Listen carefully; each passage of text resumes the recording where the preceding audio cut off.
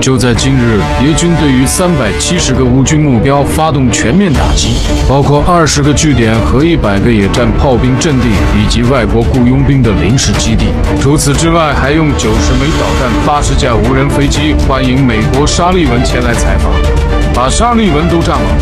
想回不去了，这是普京做出的最强有力的回击，也是对北约其他想拜访乌克兰领导做出最大的警醒。想来就让你们只能躲在防空洞里谈话，在爆炸声中睡觉。俄罗斯这一做法大振人心。